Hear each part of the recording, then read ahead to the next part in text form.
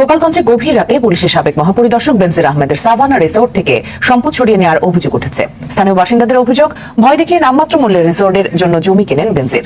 তার নির্যাতন থেকে রেহাই পায়নি বিল বেষ্টিত গ্রামের হিন্দু সম্প্রদায়ের বাসিন্দারাও। দমে দমে তাদের প্রশংসা করতে হবে কেন, আর প্রশংসা না শুনলে তারা এত অস্থির কেন হয়? আওয়ামী লীগের ঘরে ঘরে একটা করে বেনজির, 5.5 লাখ টাকা দিয়ে একটা মোটা সরকার আমরা পুষছি ফর গড সেক কিছু কাজ করার জন্য। ফারহান, আপনারা বলছেন এবারের বাজেট লুট করার বাজেট, এটা বাংলাদেশ বিরোধী বাজেট, পজিটিভ কিছু কেন দেখছেন না? এমন প্রশ্ন রেখেছেন অ্যাডভোকেট রিয়াজুল কবির কাছে। আসসালামু আলাইকুম ওয়া রাহমাতুল্লাহি ওয়া বারাকাতুহু। দর্শক মণ্ডলী, আপনাদের দেখাতে চলেছি খুবই গুরুত্বপূর্ণ ভিডিও। আপনারা সম্পূর্ণ ভিডিওটি না টেনে সম্পূর্ণ ভিডিওটি ধৈর্য সহকারে দেখবেন। দর্শক মণ্ডলী, আপনারা জানেন যে পুলিশের কর্মকর্তা বেনজির আহমেদ তিনি গ্রেপ্তার হয়েছিলেন এবং তার বিরুদ্ধে নানা রকম তথ্য ফাঁস হয়েছিল। দর্শক, ইতিমধ্যে জানা গিয়েছে তার সম্পত্তি জব্দ করেছে দুদক। দর্শক মণ্ডলী, এই বিষয় নিয়ে এই ভিডিওয়ে অনেক গুরুত্বপূর্ণ আলোচনা রয়েছে। আপনারা ভিডিওটুকু ধৈর্য সহকারে দেখবেন যে বেনজির আহমেদের বর্তমানের কি অবস্থায়, সম্পত্তি কেন জব্দ করা হয়েছে।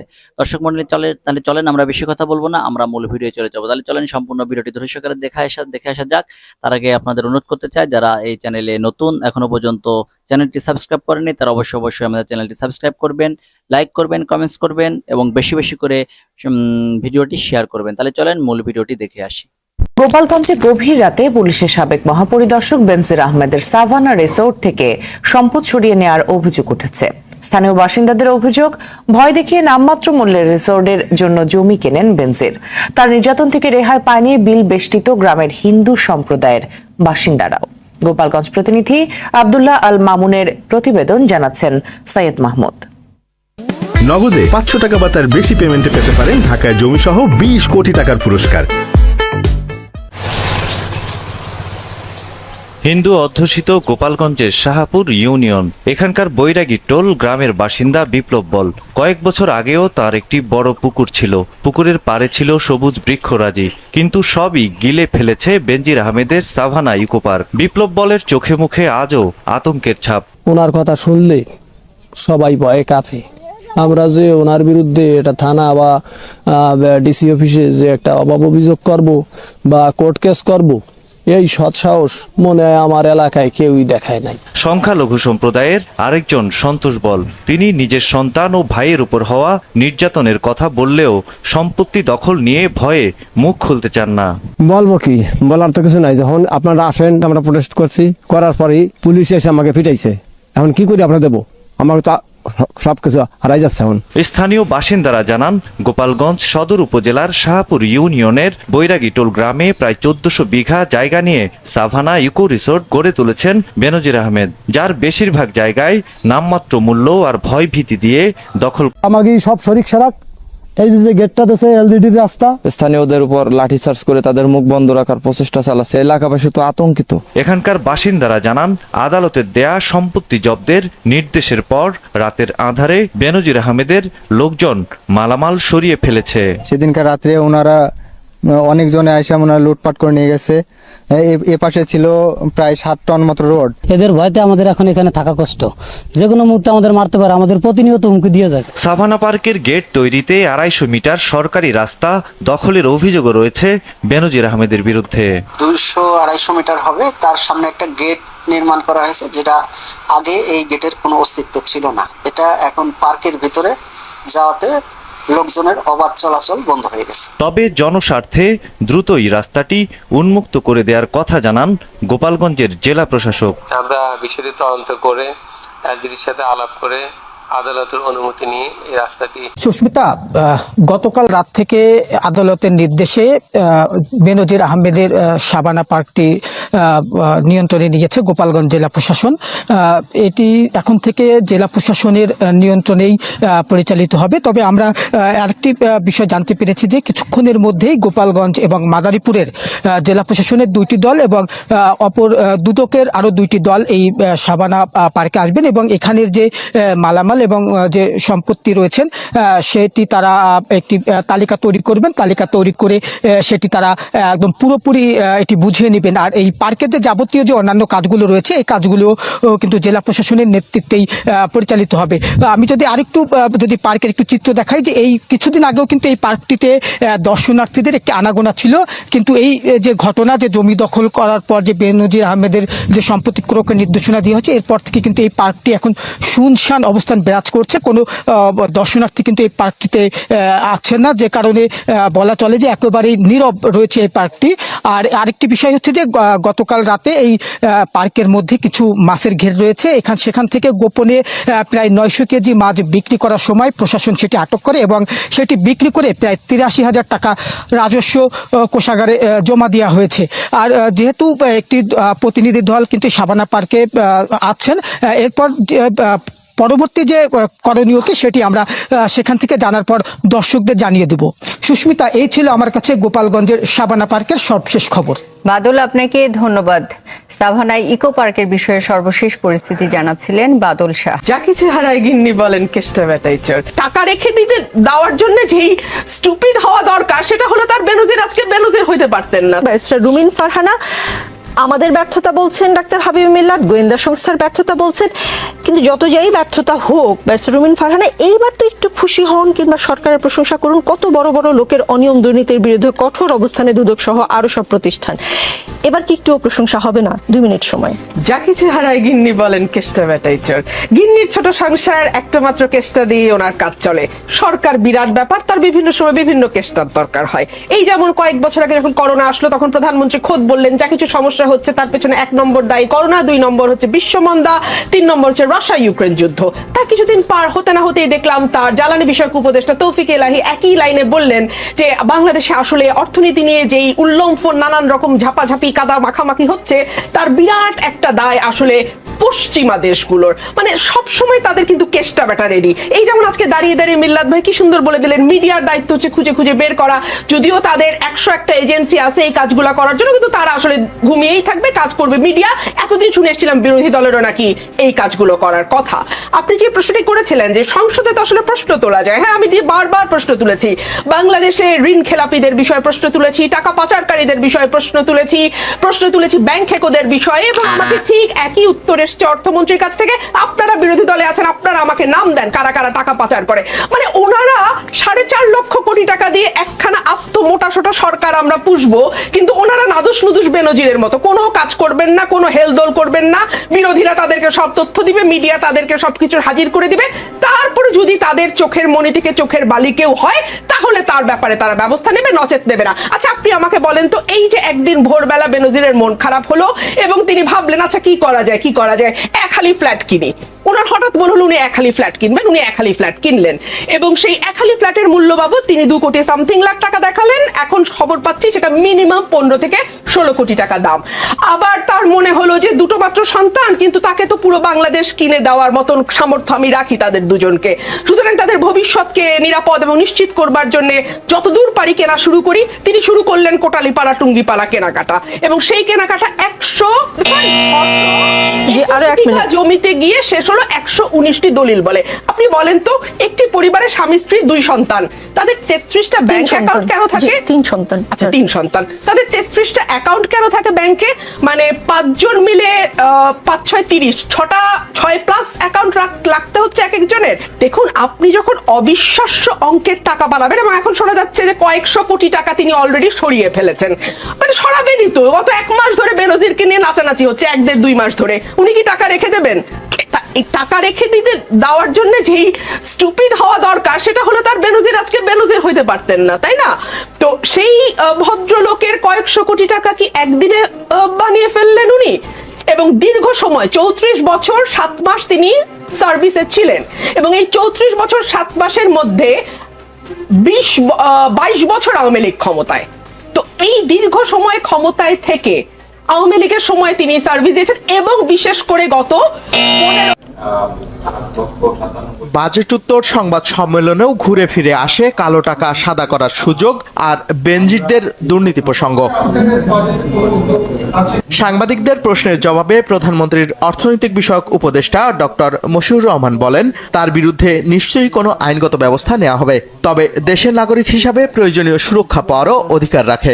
নাগরিক হিসাবে তার যে অধিকার আছে সেটা থাকবে এবং বিচার ব্যবস্থাই সম্পন্ন করবে। বেনজিরও কর দিয়ে কালো টাকা সাদা করার সুযোগ পাবেন কিনা এমন প্রশ্নের জবাবে তিনি বলেন, তথ্যানুসন্ধানের পরই তার বিরুদ্ধে পদক্ষেপ নেওয়া হতে পারে। দুর্নীতি দমন কমিশন এটাকে তথ্য অনুসন্ধান করছে। তথ্য অনুসন্ধান করার পরে তার বিরুদ্ধে নিশ্চয়ই কোনো আইনগত ব্যবস্থা নেওয়া হবে। তাকে দুদক সমন দিয়েছিল, কাগজের খবর অনুসারে বাইরে উনি আছেন এবং উনি সময় চেয়েছেন, দুদক তাকে সময় দিয়েছে। তবে এনবিআর চেয়ারম্যান জানান, ফৌজদারি মামলা চলমান থাকায় কালো টাকা সাদা করার সুযোগ পাবেন না সাবেক আইজিপি। ফৌজদারি প্রক্রিয়ার ভিতরে আইনি প্রক্রিয়ার মধ্যে এই ধরনের বিষয় কিভাবে বৈধ হয়ে যাবে ট্যাক্স দিলে? আইনি প্রক্রিয়া পড়ে গেছে, কেসের ভিতরে পড়ে আছে। আল নোমান। আসসালামু আলাইকুম রাহমাতুল্লাহি ওয়া বারাকাতুহু। পুলিশের সাবেক আইজি জনাব বেনজির, তিনি বাংলাদেশের ইতিহাসে এই মুহূর্তে সবচেয়ে ঘৃণিত, সবচেয়ে নিন্দিত, সবচেয়ে বিতর্কিত এবং দুর্গন্ধযুক্ত একজন মানুষে পরিণত হয়েছেন।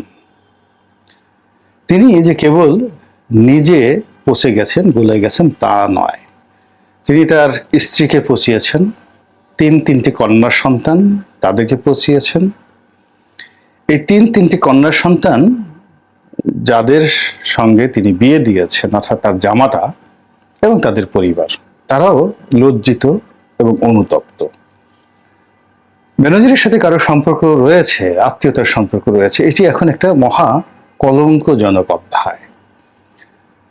বেনজিরের মা জীবিত নেই, বেনজিরের যারা ভাই আছেন তারা ভীষণ রকম লজ্জিত এবং অনুতপ্ত। যদিও এই বেনজিরের পরিবারে যারা আপনজন, রক্তের সম্পর্কের আত্মীয় স্বজন, তারা কখনো বেনজিরের সাথে কোনো স্বার্থ সংশ্লিষ্ট বিষয় নিয়ে জড়িয়েছেন বা কোনো সুযোগ সুবিধা নিয়েছেন এইরকম অভিযোগ এখন পর্যন্ত পাওয়া যায়নি।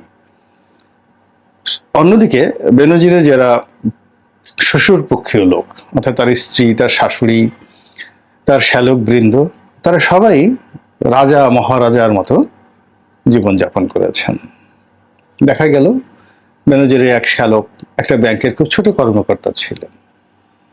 তো সেই ব্যাংকের এমডিকে তার স্ত্রী ডেকে এনে, শোনা কথা, বেনজির স্ত্রী ডেকে এনে তাকে হুকুম দিলেন, ধমক দিলেন, প্রভাবশালী করলেন যে একে ম্যানেজার বানিয়ে দেওয়া হোক, এবং আলটিমেটলি সেটা হয়ে গেল রাতারাতি। এরপর যেটি দেখা গেল, তার এক শ্যালক সেনাবাহিনীতে চাকরি করতেন, তিনি মূলত বেনজিরের এই জিনিসগুলো দেখতেন। তার বিরুদ্ধে বহু অভিযোগ।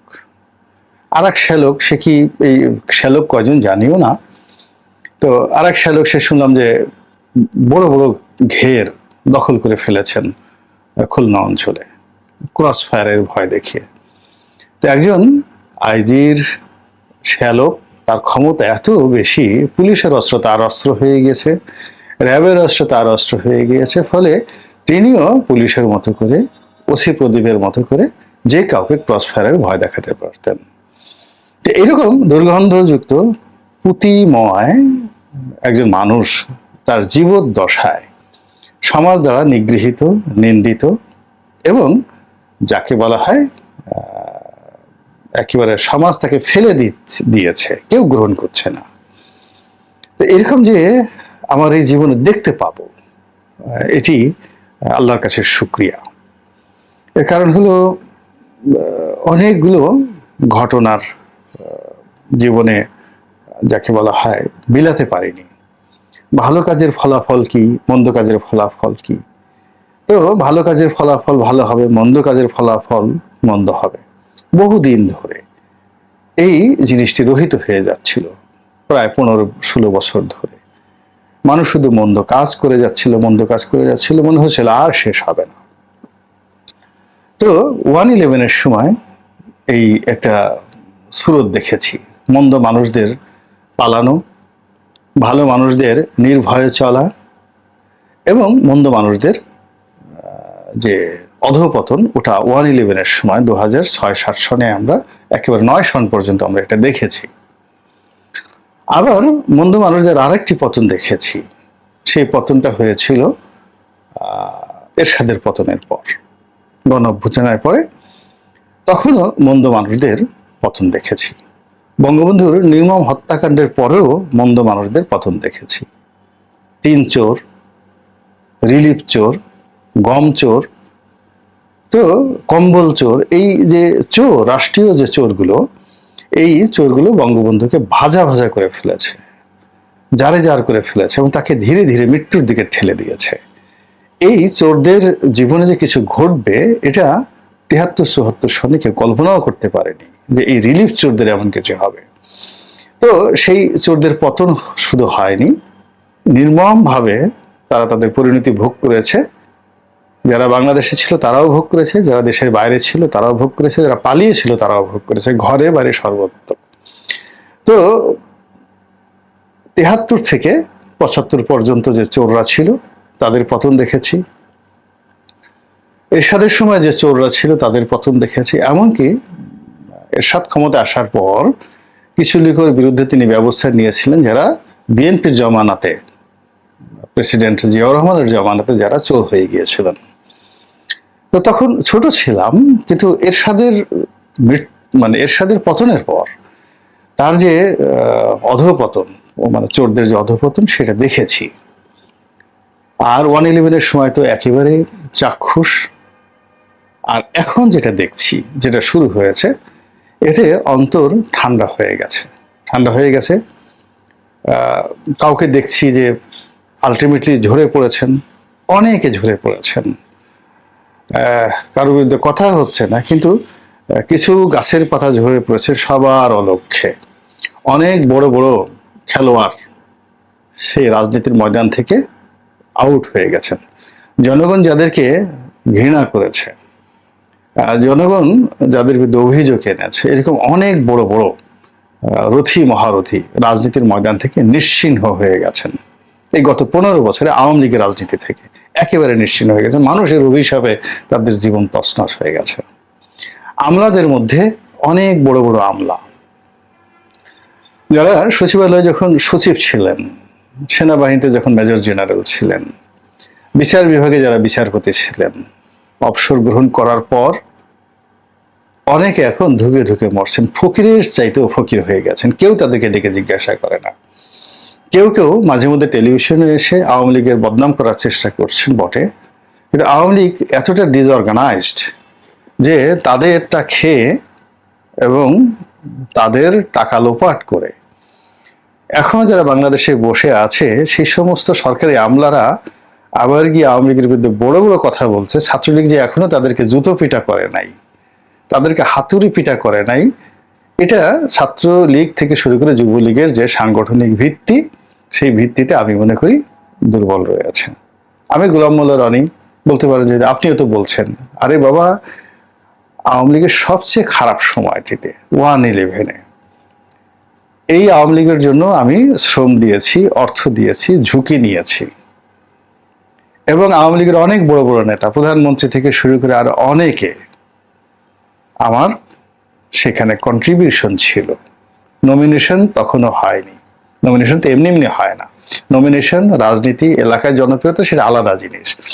কিন্তু আজকের ওবায়দুল কাদের বলেন, আজকের আরো অনেকের নাম, আব্দুর রাজ্জাক সাহেব মারা গেছেন, তিনি সহ অনেক বড় বড় নেতা, মন্ত্রী, এমপি, ছাত্রলীগের বড় বড় নেতা, সেই 1/11-এর সময় যখন, ইনক্লুডিং জিলুর রহমান সাহেব, অর্থাৎ যিনি রাষ্ট্রপতি ছিলেন, আমি ক্ষুদ্র মানুষ, প্রাণান্ত চেষ্টা করেছি নিজের অর্থ বৃত্ত দিয়ে তাদেরকে সহযোগিতা করার জন্য।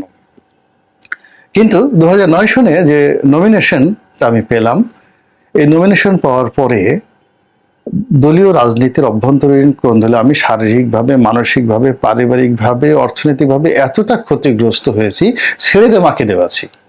2014 সনে মনোনয়নই চাইনি। ফলে আমার আওয়ামী লীগ করতে গিয়ে, রাজনীতি করতে গিয়ে, এমপি করতে গিয়ে ব্যবসা গেছে, বাণিজ্য গেছে, পরিবার গেছে, ছেলে মেয়ে গেছে, সবকিছু গেছে। কিন্তু আওয়ামী লীগ বলতে পারবে না, কেউ বলতে পারবে না বাংলাদেশে যে উনি 5 বছর সংসদ সদস্য হয়ে এই যে সরকারি যে বেতন ভাতা আছে, এই বেতন ভাতার বাইরে কোথাও গিয়ে এক কাপ চা খেয়েছে বলতে পারবো না। এই বদনাম কখনো কামায়নি। ফলে আওয়ামী লীগের পক্ষে যেভাবে বলেছি, বিপক্ষ বলার মতো নৈতিক ক্ষমতা আছে, কারণ আমি বেনিফিশিয়ারি নই।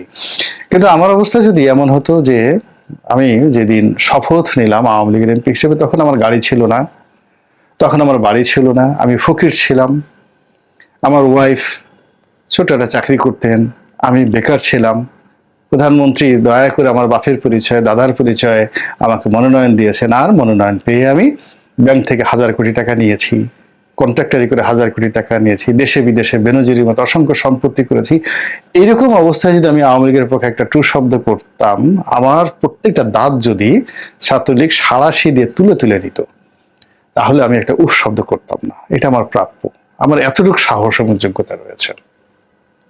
তো যাই হোক, এইভাবে এত সময় ধরে আপনারা সম্পূর্ণ ভিডিওটি ধৈর্য সহকারে দেখেছেন যে বেনজির আহমেদ তার বর্তমান পরিস্থিতি কি এবং তার সম্পদ জব্দ করেছেন দুদক, এই বিষয়টুকু আপনারা সম্পূর্ণ বিষয়টুকু ভিডিওটি দেখে ভালোভাবে বুঝতে পেরেছেন দর্শক। তাহলে আজকের মতন ভিডিও এখানে শেষ করছি। সকালে ভালো থাকবেন, সুস্থ থাকবেন, আল্লাহ হাফেজ।